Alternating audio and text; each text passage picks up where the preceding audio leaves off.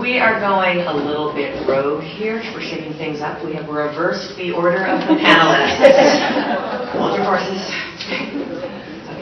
So I will introduce them in the reverse order of how you expect. Professor Faith Smith is Professor of African and Afro-American Studies at Brandeis. She's a native of Jamaica and has carried that point of origin forward into her work, which is focused on the literature and culture of the Caribbean and the way it shapes identities.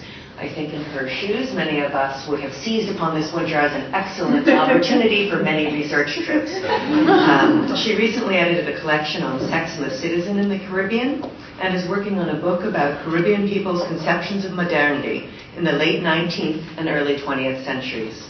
Very warm welcome, Professor Smith.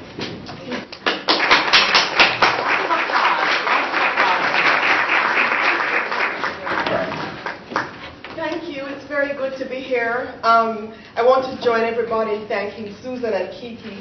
I also want to say that this room brings feelings that are so good I can't bear it. It's a continuous theme. So somewhere here, not too long ago, Laura Green gave a dazzling introduction.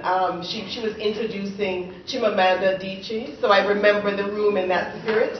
And then Kimberly Juanita Brown, so they're both in the English department. Kimberly Juanita Brown convened a lovely visual studies symposium here last year, so it's very good to be here.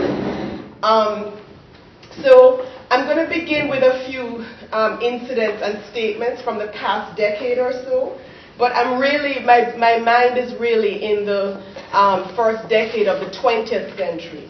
And so the fit is kind of not there yet, but I decided to just do it anyway. So there's a weird break in the middle as I shift from late 1990s to the present to first decade of the 20th century, but we'll see what we can do with that.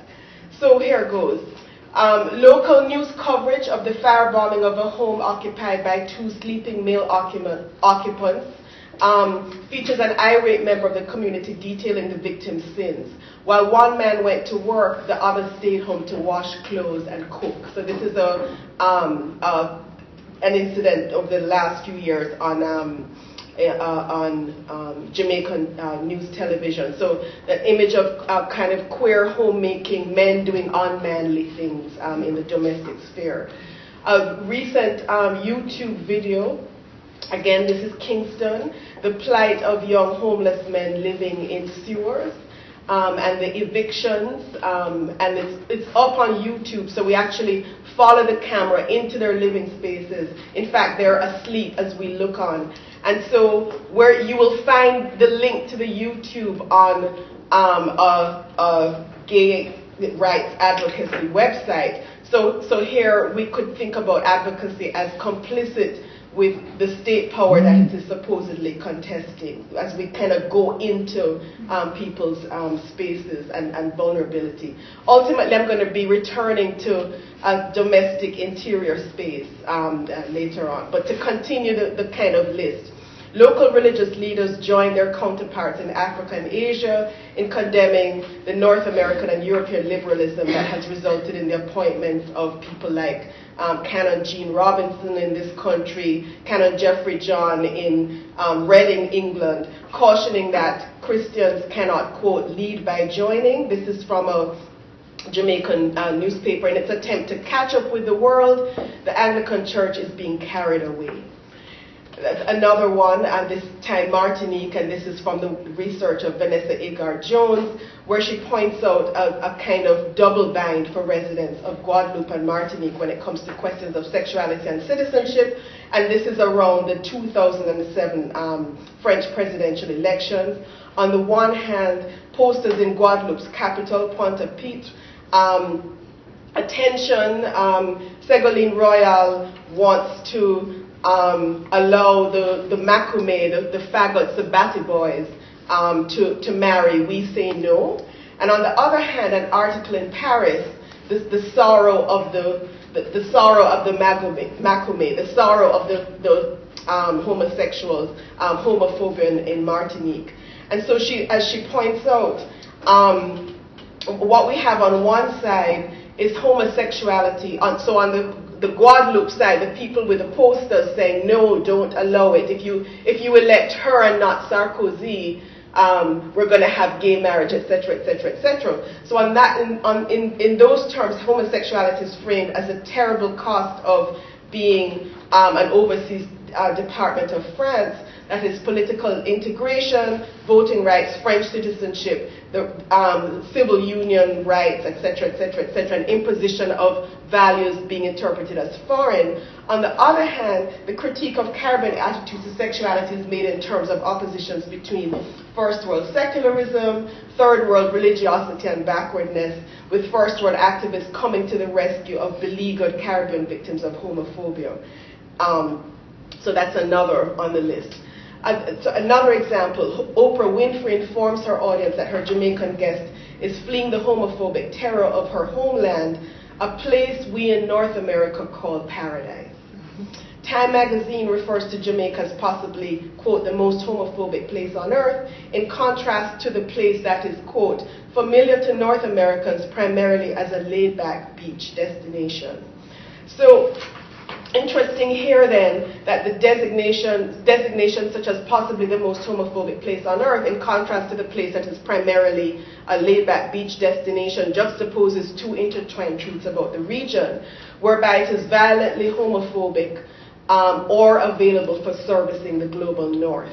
Wrongly sexed when it protests gay cruises and nude weddings and murders homosexual Caribbean residents, and rightly sexed when it offers itself fully to the pleasure of foreign visitors who, temporarily fleeing the pressures of the hardworking modernity of the North, are in search of a laid-back paradise. Sex attaches to the region when it repudiates sex and when it affirms it. So we could think about this in terms of a taboo of homosexuality. This taboo would seem to define the kind of late 1990s onward, the opposition to gay cruises, the pronouncement of Jamaica as the most homophobic place on earth, dancehall reggae lyrics, infamous calls for violent extermination of gays and lesbians. And we could see this in terms of Caribbean anxieties and perhaps first world concerns about the region's modernity or its capacity for citizenship, here made in the Register of Sexuality. Just to add two to the list from very, very recently, the last, say, 2 months, there have been invitations to people like Peter LaBarbera from the Americans for the Truth About Homosexuality and Andrew Williams of the United Kingdom's Christian Concern. And basically they've been in Caribbean countries saying things like, you know, don't be like us, don't sit idly by as LGBT activists manipulate words and laws to achieve dominance in your country. LaBarbera says, I don't stand with my government, I'm a patriotic American, I don't stand with the current U.S. government in its promotion of homosexuality and gender confusion. I do stand with the Jamaican people. I pray that you will learn from our mistakes and from lessons of history and avoid the inevitable moral corruption and health hazards, the dangers to young people that come from capitulating to this sinful movement that calls itself gay. It is almost now can be predicted with 100% accuracy if the law is a teacher. If you take down this law, it will only lead to more demands. Appeasement doesn't work. Might it be that Jamaica says to the US, says to Europe, enough, you can't come in and attack our families, we won't accept aid or promotion tied to an agenda that is against God, you have the chance to have an impact across the globe. So resist modernity, or we could say resist that modernity and be like us. It's an interesting thing to kind of think about here. So we could think about a sexual taboo of homosexuality, but it's important to see this in the context too of an older and long-standing another sexual taboo in which the region is associated with quote-unquote miscegenation. And so you have generations of nationalists in the 19th and 20th centuries who understand that racial combinations prove something about us in the region. They gender us, they mark us, they sex us in particular ways.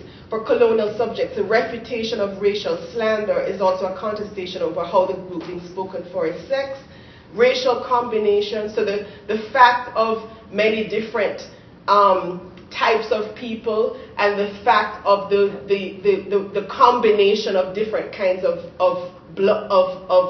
groups is kind of held up as one way of saying in different ways across the region, you guys aren't ready for political rule. And then on the other hand, to contest that sometimes is to celebrate precisely those racial combinations and to say, here racial mixture is a good thing, but you're always doing it in the knowledge that it has been held that this is something against you. So racial combinations become a way to assign or refute inferiority and to prop up racial and masculine honor. Heterosexual reproductive sex proves something about the success or failure of political rule, etc. These taboos then, homosexuality, miscegenation, suggest the inheritances that define the parameters of identities, desires, silences that must be squared off with pragmatic choices in our contemporary moment. To agree with the West that the region is violently homophobic, or even that homophobia is reprehensible, is to risk yielding the hard-won sovereignty of a region historically subject to the whims of colonizers and foreign military and financial institutions. It is to conceive the spectacular and exceptional nature of the region's violence and its not quite modern character. The continuing legacies of slavery, indenture, colonialism, the attendant threat to the integrity of the Caribbean, and particularly non-white body and psyche, dictate that any departure from a wholesome, clean, straightforward sexuality would risk a return to the scene of colonial degradation. Post-colonial liberation and autonomy, then viewed this way, becomes the freedom to assert control over one's sexual autonomy, defined as wholesome, normative, straight. Every affirmation of sovereignty is part of a package deal that includes the assumption of heterosexuality as the best or only way to be Caribbean. And here we can think about Jackie Alexander, who talked about the crisis of legitimation for Caribbean governments occasioned by structural adjustment programs in the late 80s and the 90s, the shrinking of public services in order to conform to IMF and World Bank demands, and the ceding of authority to international institutions.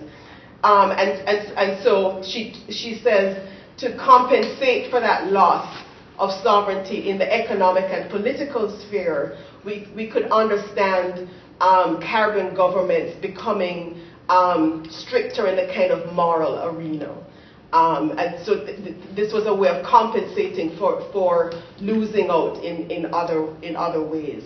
But she also, of course, pointed out that whereas Caribbean governments have clamped down even harder in recent years on non-procreative sexualities, they give a hypocritical nod and wink to sexual servicing of tourists that brings in foreign exchange. As tourism and sex have become even more closely identified with the region's place in the global arena, there's been increasing anxiety about what it means to participate in a global discussion and a global marketplace that present themselves as equitable. How does a small Caribbean state fare, and what foreign tastes are they expected to cater to in this economic order, when the region's part in the global marketplace seems to have been marked out so clearly as servicing foreign visitors? Both present-day package deals or trade-offs and inheritances help us to frame what it means for the territories in the region to claim, refute, or accept their place at the global table as a provider of particular services catering to foreign tastes. Both taboos of miscegenation, of homosexuality, are at once useful structuring signposts, but also we can imagine that they overlap temporally, discursively. They create anxieties differently in different parts of the region or among different constituencies. And we can think about notions of sexuality so in these terms. As I said, my research is at the turn of another century, the late 20th and early 20th centuries. And so I switch gears here at the risk of confusion in order to try to suggest, I'm still trying to figure this out, how two seemingly very different moments might be seen as related to each other. So I have been trying to think with the work of the poet and novelist Claude Mckee, who in this country he's often identified with particularly particular literary histories, canonical histories in this country, for example, the Harlem Renaissance. He was born and grew up in Jamaica and left in 1912. And I've been using his memoirs about the first decade of the 20th century to kind of think through that period of Caribbean history. And in his work, in one of the poems I've been looking at, there's an altercation between a constable, which is to say kind of upper working class black man at a time when in the force you couldn't be an officer, right? So the poem is called "A Midnight Woman to the Bobby." And so he's speaking to a midnight woman, a black woman on the streets at midnight. They're having an altercation in the streets. And basically she's saying to him, "Don't take your hands off me." And the rest of the poem proceeds to as you would put it in Jamaican Creole, to trace him off, which is to say to vilify him by kind of calling him out of himself, to kind of turn him inside out. The idea of tracing has to do with a kind of negative reference to one's origins, right? So he's in his uniform with his red stripe, and what she's doing is basically saying, "You think you're all that, but I have seen you policemen come and go. And basically, I understand that, you know, you in the hierarchical structure of the police force, you're really nothing. I know that you and your type have just come in from the country because of hard times." And she kind of links the idea of drought to his kind of physiognomical character. So it's very interesting because it's generations before Frantz Fanon will talk about being called out of his skin in the streets of Paris. And so it's happening in an intra-racial, intra-class altercation in the streets of Kingston. And so I've been trying to read the poem alongside Mckee's. Sometimes it's expressed in a kind of memoirist, this happened to me, but sometimes it's a Mckee-like first-person narrator in a short story, and in this case it's The Pounding of the Pavement, in which he talks about a policeman in Kingston, and he talks about trying to avoid patrol duty so he wouldn't have to arrest anyone. As a son of peasants, I had in my blood the peasants' instinctive hostility for police people. So in this case, the first-person narrator is a constable doing police work who comes from a tradition of hating what he does. But his supervisor threatens to take away the very office duty that allows him to write his poetry if he doesn't make his quota of arrests. He watches his colleague make his case by the easiest opportunity that came to him. While he was on his beat, so he's watching his partner, while he was on his beat, he was accosted by a street girl that we both used to visit in common.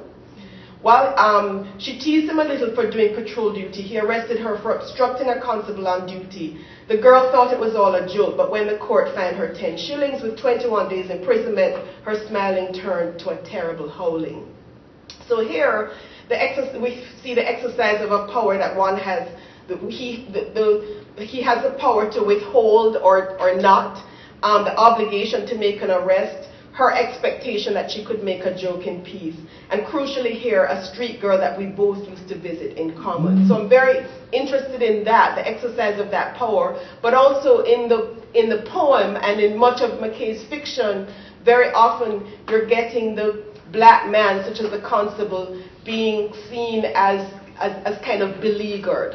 So in the poem, for example, he is being traced off by her. So the narrator of the story goes on to relate his summons to a colonial official's home to help him catch the housemaid's nocturnal visitor. He noted that many servant girls resided in their employers' outhouses or outbuildings, and that there was a lot of public discourse about amending a vagrancy law to arrest these visitors. The narrator notes that the chief lovers of servant girls were black and brown men who were clerks, schoolmasters, police, and soldiers. So you're getting Kingston being revealed to us as a space in which an upwardly mobile, lower middle class or upper working class sector of black and brown men are the chief lovers of servant girls. And in this particular case, he's called to the home of, this seems to be expatriate whites, and at midnight, they don't see the man sneaking in, and so the three of them, the husband, the wife, and the constable, break into her room and catch her with her partner, who turns out to be a candidate for the legislative chamber, running against a white relative of the young woman's employer. He's arrested, served 6 months in prison, and has 21 strokes of the cat-o'-nine whip. Broken, the narrator tells us, because his political career is cut short, but also because of the humiliation of the whipping. And shortly after, the narrator leaves the police force. This is his first and last case. So this is the short story, and Mckee's short story sent me into the archives, and I found it turns out that there was a lot of discussion about about Section 7, subsection 3 of Jamaica's Vagrancy Law of 1902. Every person found by night without any lawful excuse, the proof of which shall be on such person, either upon any dwelling house, warehouse, coach house, stable, or outhouse, or in any enclosed garden, yard, or area, shall be deemed a rogue and a vagabond. In August 1910, the nation, the colony, was riveted by a case unfolding in the newspapers in which a young woman employed as a caretaker and living in the outbuildings of her employers was found with a man at midnight in her bedroom. He turned out to be a pharmacist, chaired the board of the building society, and they claimed they both said she had a boil on her arm he had to come to attend to, and so the court asked him, was it necessary for you to be found in your socks and undervest in her room at midnight, yada da da da. And so, whereas English law put the proof on the prosecution had to prove its case. In the Jamaican thing, he had to prove that he wasn't there for an immoral purpose, and so he ended up being charged as a vagrant, etc. And then a few weeks later, a few months later, he was one of 3 black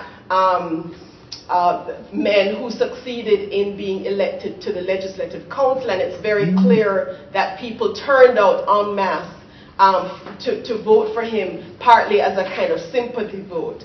So here I'm interested in how his ability, and so at some level I'm interested in how both of them then are under the surveillance of various aspects of colonial society. But I'm also interested in the way that given that some of his support, his political support comes from the fact of his arrest a few months before, that his vindication comes at the expense of her stasis or decline. And I'm interested here then in the fact that claiming the post-colonial Caribbean nation as respectable, normative, straight is linked in some way to this kind of earlier sense that there had been an injury to kind of black personhood, but it seems to be falling out differently in terms of the differently engendered terms. So her body, her bedroom, is being shown as kind of open to her elite crucial to her elite employer's attempt to regulate her, but also to contest black men's right to share political power, because they want to catch him out. It's very clear that the law is amended in order to catch black men and to thwart their attempt to share political power. So his right to share political power is then deeply tied to the continued access to her room and body. and the future nation's struggle for sovereignty and colonial, the future nation's struggle for sovereignty is therefore tied to direct access to her personhood. So social mobility, but also the success of the future nation seems tied to that kind of naturalization of free access to her body. So the two things are connected very crudely, I think, very crudely in terms of the way that I've elaborated it so far. But I am kind of trying to think about this kind of book. Think about it in this kind of bookended way. Okay.